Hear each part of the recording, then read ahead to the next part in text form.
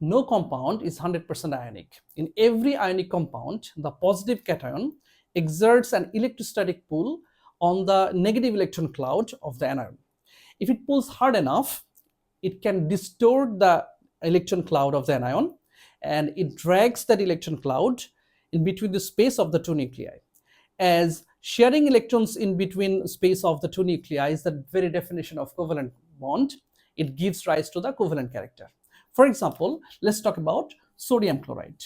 And we know that in sodium chloride, we have sodium plus and chlorine minus ions. So let's say this is the electron cloud there. Sodium plus pulls the electron cloud of chlorine minus and distorts the electron cloud in chlorine minus. So this the electron cloud of chlorine minus is in between the two nuclei of sodium and chlorine, and thus the covalent character develops. Now we have a question. Which compound has more covalent character here?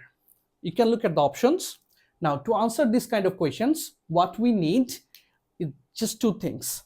First one is what we should know about cations, and second one is about anions. First of all, let's talk about the cation.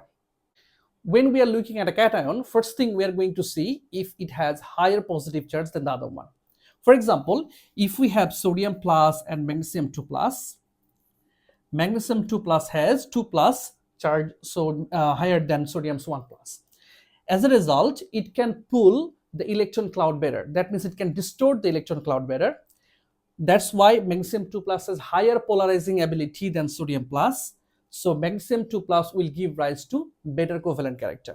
Just like that, if we had aluminum 3 plus in comparison, then aluminum 3 plus will have higher polarizing power and it can distort better, so it will give rise to more covalent character. So if we compare these three in terms of high positive charge, this will give rise to the most covalent character, and sodium plus will give rise to the least covalent character. Now, if we look at sodium plus and magnesium 2 plus again, we know that both of them has electronic configuration of 2,8. But in sodium, we have 11 protons, and in magnesium, we have 12 protons. So the attraction will be better here. So magnesium 2 plus will be smaller than sodium plus.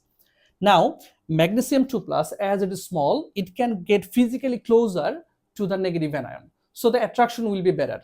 Another thing is that magnesium 2 plus, because of getting smaller, it has higher charge density. As it has higher charge density, it can again distort the negative electron cloud better. Thus, it can give rise to higher covalent character. When you look at an anion, the first thing we're going to check is high negative charge. For example, let's say we have oxygen 2 minus and nitrogen 3 minus. If we compare between them, nitrogen 3 minus have higher negative charge. That means there are more electrons in nitrogen 3 minus. As all the electrons are negatively charged, they will repel each other. It will make it easier to pull the electron cloud from their place to the space between the nuclei, and it will eventually give rise to more covalent character.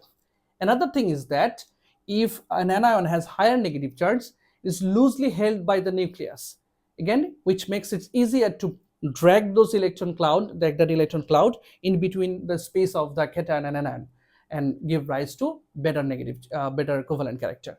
So whenever we are checking an anion, the first thing we're going to check is if our anion has higher negative charge or not.